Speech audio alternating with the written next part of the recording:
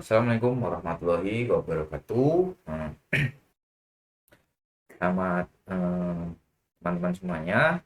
Eh, di sini saya dari kelompok yang beranggotakan Rian Rahmadan, yaitu saya sendiri, dan Wahyu Tirta Wardana dan Ikram Safei. Oke, untuk kali ini kami akan presentasikan materi tentang kekayaan intelektual atau dalam bahasa Inggrisnya itu disebut intellectual property. Oke, jadi topik ini sangat relevan ya di era digital seperti sekarang. Karena hampir semua hal yang kita lakukan berkaitan dengan eh, karya dan ide, mulai dari menulis di media sosial, membuat desain, hingga menciptakan aplikasi. Nah, di era modern, ide dan kreativitas itu tidak kalah berharganya dibandingkan aset fisik seperti contohnya uang atau properti. Bahkan banyak perusahaan besar seperti Google, terus Apple, dan Microsoft yang kekayaannya justru berasal dari ide atau paten dan inovasi. Nah, melalui presentasi ini, kami ingin mengajak teman-teman semua untuk lebih memahami apa itu kekayaan intelektual, kenapa penting dilindungi, dan jenis-jenisnya, dan bagaimana etika serta tantangan yang akan muncul di era digital ini. Oke, kita lanjut ke slide selanjutnya. Oke, di sini untuk latar belakang, saya akan menjelaskan sedikit tentang latar belakang. Nah, bisa kita lihat kalau kita melihat perkembangan teknologi sekarang, semua orang bisa menjadi kreator dengan modal smartphone ya. Kita bisa membuat lagu, desain, atau membuat aplikasi, lalu menyebarkan ke dunia lewat internet.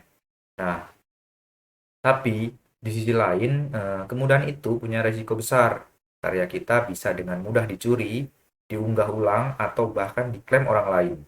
Banyak orang yang kehilangan penghasilan dan nama baik karena karya mereka disalahgunakan. Nah, di sini pentingnya konsep kekayaan intelektual atau disingkat dengan KI biasanya bertujuan ini untuk melindungi hasil karya dan ide seseorang supaya tetap diakui sebagai miliknya dan tidak digunakan tanpa izin. Oke, mungkin itu penjelasan tentang latar belakangnya. Dengan adanya perlindungan KI, orang jadi lebih berani berinovasi. Nah, misalnya musisi yang menciptakan lagu dan penulis yang membuat novel atau programmer yang mengembangkan aplikasi. Jadi semua itu terlindungi oleh hukum. Jadi sistem ini bukan cuma tentang melarang meniru, tapi tentang menjaga keadilan dan mendorong kreativitas masyarakat semua. Oke, selanjutnya. Oke, di sini apa itu kekayaan intelektual? Oke. Yang pertama itu, secara sederhana, kekayaan intelektual adalah hak hukum atas hasil karya atau pikiran manusia itu sendiri, yang bisa dilindungi bukan barangnya, tapi ide dan kreativitas yang ada di balik barang itu. Contohnya, yang pertama, kalau seseorang mendesain logo, maka logo itu bisa dilindungi sebagai merek dagang. Kalau seseorang menulis lagu, maka lagu itu dilindungi sebagai hak cipta. Dan kalau seseorang menemukan teknologi baru, maka itu bisa dilindungi dengan paten. Jadi, kekayaan intelektual itu sama seperti bentuknya penghargaan atas jeripayah seseorang dalam menciptakan sesuatu yang baru atau kreativitas. Nah, perlindungan KI atau kekayaan intelektual juga memberikan hak eksklusif, artinya yang hanya pemiliknya yang berhak menggunakan atau menjual dan memberikan izin kepada orang lain untuk memakai karya tersebut. Oke, selanjutnya di sini tujuan pelindungan kekayaan intelektual atau KI ya. Oke, teman-teman semua, ada beberapa alasan mengapa kekayaan intelektual itu perlu dilindungi. Yang pertama, yaitu untuk memberikan penghargaan dan eksklusif kepada pencipta. Ini untuk mendorong orang untuk terus berinovasi. Yang kedua itu untuk mendorong pertumbuhan ekonomi dan sosial, misalnya sebuah perusahaan yang menemukan teknologi baru bisa menciptakan lapangan kerja baru dan meningkatkan efisiensi dan membantu pembangunan negara. Nah, yang ketiga, untuk mencegah penyalahgunaan karya orang lain yang tanpa perlindungan, siapapun bisa mencuri ide, menjualnya kembali, dan membuat penciptanya itu rugi besar. Dan yang terakhir, untuk menanamkan nilai etika dan tanggung jawab. Jadi dengan sistem ini, masyarakat diajarkan untuk menghormati hasil karya orang lain. Ya, jadi untuk masyarakat semua tidak asal meniru dan selalu memberikan kredit dari mana sumbernya yang sah. Oke, selanjutnya itu ya yang dapat saya jelaskan di tujuan perlindungan kekayaan intelektual. Oke, selanjutnya di sini sejarah sejarah singkat tentang kekayaan intelektual. Oke, kalau kita lihat di sini sejarahnya itu konsep perlindungan karya sudah ada di sejak abad ke-15, yaitu tempatnya di Eropa. Nah, saat itu para penemu dan seniman mulai meminta pengakuan agar karya mereka tidak ditiru tanpa izin. Nah, lalu pada tahun 1883 dunia mulai sepakat melalui Paris Convention untuk melindungi penemuan dan paten secara internasional. Nah, 3 tahun kemudian muncullah Berne Convention pada tahun 1886. Nah, yang khusus melindungi hak cipta. Nah, sekarang hampir semua negara, termasuk Indonesia, sudah memiliki lembaga resmi yang mengatur kekayaan intelektual. Untuk di Indonesia, yaitu Direktorat Jenderal Kekayaan Intelektual atau disingkat dengan DJKI. Nah, di bawah Kementerian Hukum dan HAM. Oke, untuk kasus nyata, oke, selanjutnya di sini untuk slide selanjutnya kasus nyata saya ambil contoh Sinovel dan AMSC ya. Nah, ini itu untuk menggambarkan pentingnya perlindungan kekayaan intelektual. Nah, saya mengambil contoh dari kasus nyatanya Sinovel dan AMC AMSC ya. Jadi, kasus ini terjadi antara perusahaan energi asal Tiongkok Sinovel dan perusahaan Amerika Serikat AMSC. Nah, jadi Sinopel itu diduga mencuri kode sumber software turbin angin dari milik AMSC. Nah, akibatnya AMSC kehilangan kontrak besar dan mengalami kerugian hingga lebih dari 800 juta dolar Amerika Serikat. Nah, perusahaan itu hampir bangkrut dan ribuan pegawainya kehilangan pekerjaan. Kasus ini, jadi bisa kita simpulkan, kasus ini menjadi pengingat bahwa ide dan data adalah aset paling berharga di era modern. Tanpa perlindungan hukum dan etika, kerugian bisa sangat besar, bahkan sampai menghancurkan bisnis itu sendiri. Nah, oke, mungkin penjelasan atau presentasi dari saya cukup sekian ya. Untuk selanjutnya yang akan dibahas lebih dalam lagi dengan rekan saya. Di sini kita bakal ngebahas mengenai jenis-jenis kekayaan intelektual ya. Nah, jenis-jenis kekayaan intelektual ini harus kita tahu karena supaya kita itu aware terhadap eh, apa ya, terhadap karya orang lain gitu, biar kita itu nggak asal pakai gitu. Nah, di sini kita bisa lihat nih ada 5 karya atau apa jenis-jenis kekayaan intelektual. Yang pertama itu ada hak cipta, ada paten, habis itu ada rahasia dagang, terus ada desain industri dan juga merek dagang. Oke, kita lanjut. Nah, di sini kita bakal ngebahas mengenai hak cipta atau juga biasa disebut copyright gitu ya. Nah, copyright ini itu melindungi ya, melindungi karya-karya yang sifatnya itu eh, seni, ya terus lukisan atau gambar, film, habis itu musik, ya habis itu bisa juga software gitu ya. Dan ada banyak gitu ya jenis-jenis dari copyright gitu ya. Nah, di sini itu diatur dalam Undang-Undang Nomor 28 apa namanya 28 tahun 2014. Dan hak cipta ini berlaku selama seumur hidup. Seumur hidupnya ini hmm, apa namanya seumur hidup yang ngebuat karya tersebut gitu. Nah, ditambah 70 tahun setelah pencipta itu meninggal gitu ya. Dan itu lumayan lama banget gitu ya. Kalau misalnya manusianya aja hidup taruhlah di 70 tahun gitu ya. 70 tahun ditambah 70 kan 140 tahun itu wow, lama banget gitu ya kan. Nah, tapi tapi di hak cipta ini banyak sekali pelanggaran-pelanggaran yang banyak saya temui terutama di dunia digital nih ya. Itu nih ada nih kita ngebahas mengenai pembajakan, reupload konten dan plagiarisme gitu ya. Dan saya melihat banyak sekali gitu ya pelanggaran-pelanggaran nih di dalam yang disebutkan di sini. Kalau misalnya di yang saya rasakan gitu ya saat itu saya banyak melihat mulai dari pembajakan hmm, software nih.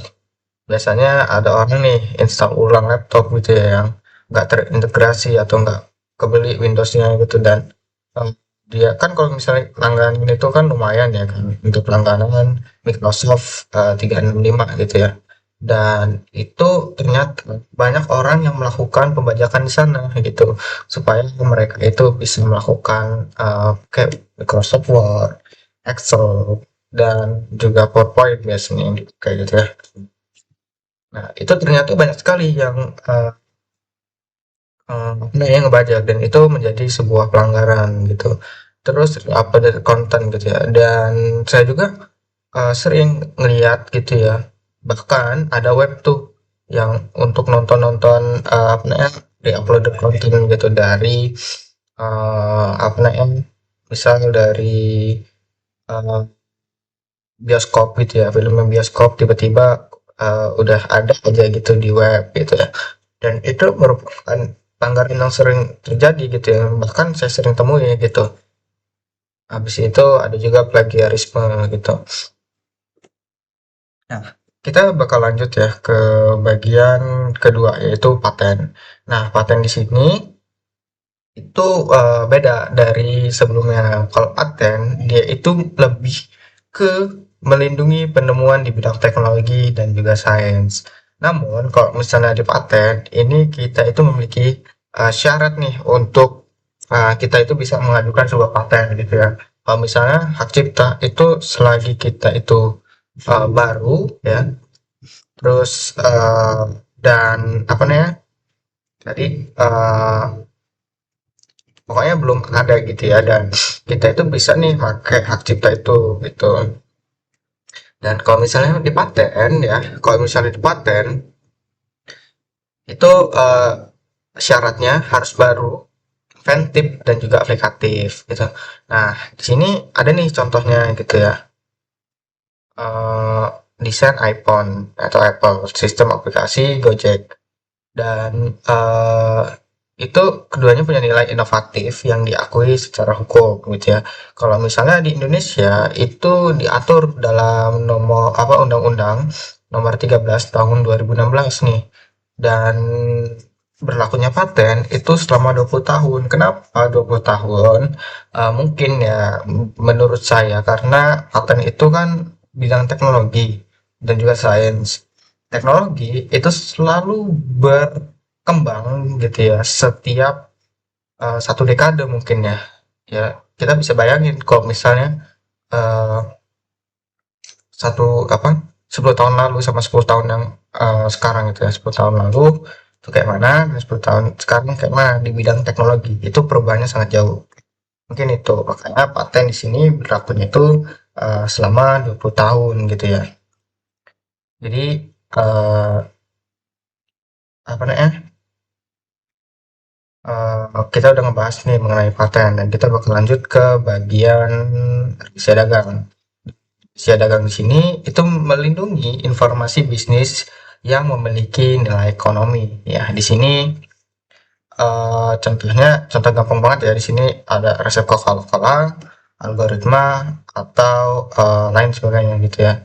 Nah, intinya dari rahasia dagang ini itu tidak diketahui secara publik. Jadi, eee, misal ya di sebuah perusahaan Coca-Cola nih ya, yang tahu resep Coca-Cola ya hanya orang-orang yang di dalam pabrik tersebut gitu ya, pabrik pembuatan Coca-Cola ataupun di dalam lingkup algoritma Google itu gitu ya, di perusahaan Google gitu ya. Dan kan mereka itu menciptakan sebuah produk ya, yang memiliki nilai ekonomi yang di sana juga banyak orang bekerja gitu ya. Dan itu harus dijaga kerahasiaannya supaya bisa disebut sebagai rahasia dagang. Dan ini diatur dalam Undang-Undang Nomor 30 Tahun 2000 ya. Dan apa namanya, kalau misalnya hilang ya, kalau misalnya bocor gitu ya udah gitu. Apa namanya, pelindungannya bisa hilang juga gitu. Dan di sini ada nih bagian keempat, ke bagian apa? Bagian apa namanya? Desain industri ya. Di sini eh, melindungi desain visual atau estetika suatu produk. Contoh desain botol, logo, mobil, bentuk smartphone, terus adalah daya tarik visual meningkatnya jual produk pencurian desain termasuk pengembangan kekayaan intelektual. Nah, di sini ya, jadi fungsinya itu jadi bukan cuma fungsi ya, jadi bukan fungsi tapi bentuk dan tampilannya gitu. Em, Bisa dibilang bagian yang bikin produknya itu punya daya tarik visual gitu ya. Kenapa mobil jangan HP aja deh, handphone aja deh ya.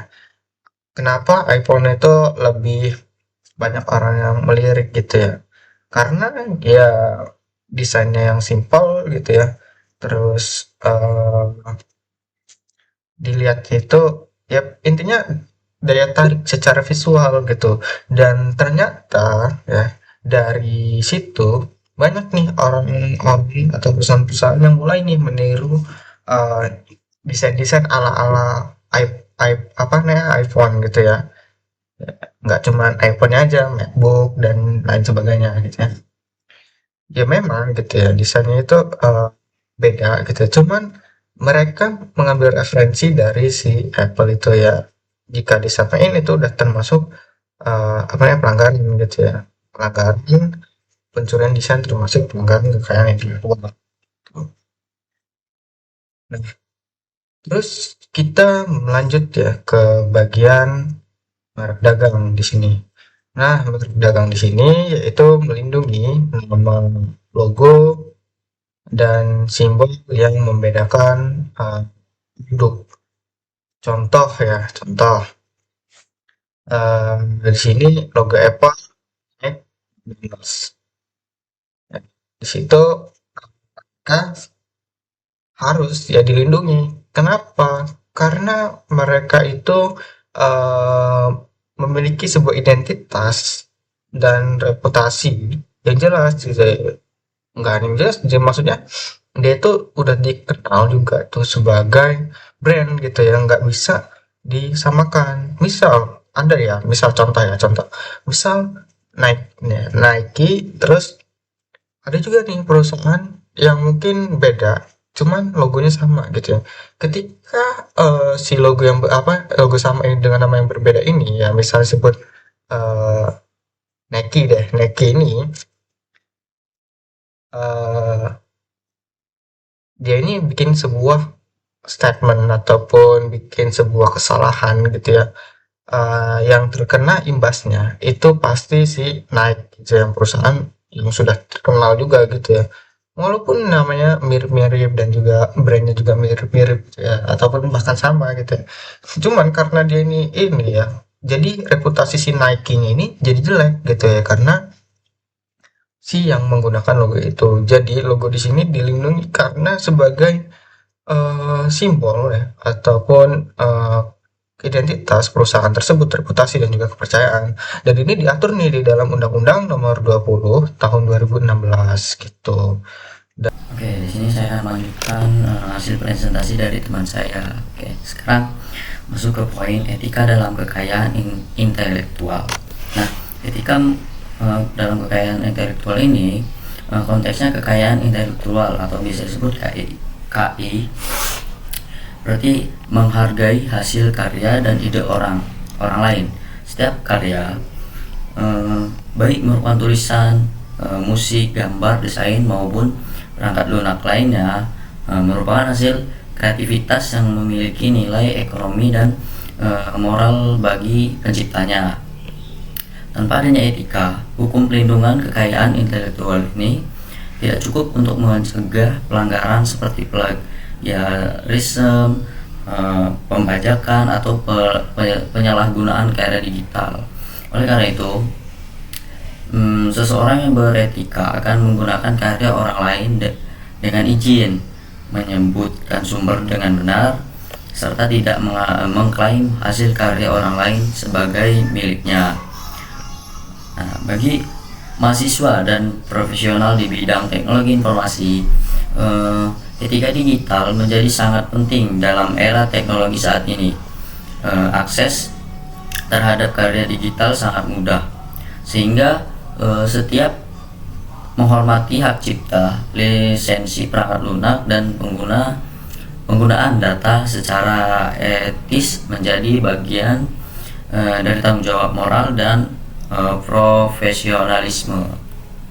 Oke, kita lanjut ke materi berikutnya, yaitu tantangan baru AI dan hak cipta.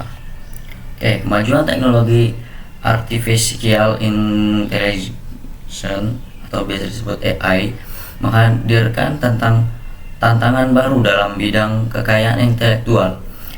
AI kini mampu menciptakan karya seperti gambar, musik, tulisan, bahkan produk desain, produk yang sulit di bidang dibandingkan dari karya manusia itu sendiri.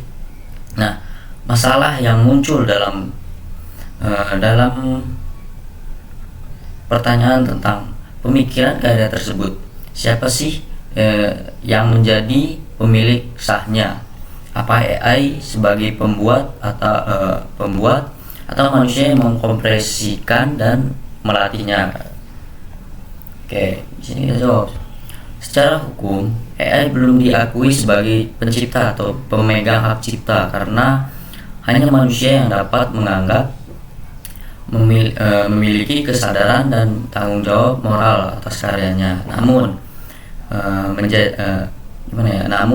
hal ini menjadi tanggungan baru bagi regulasi dan etika global karena perkembangan AI terus melampaui batas hukum yang ada saat ini. Diperlukan peraturan baru untuk mengatur hak cipta karya yang dihasilkan oleh AI agar tidak menimbulkan sengketa di masa depan gitu.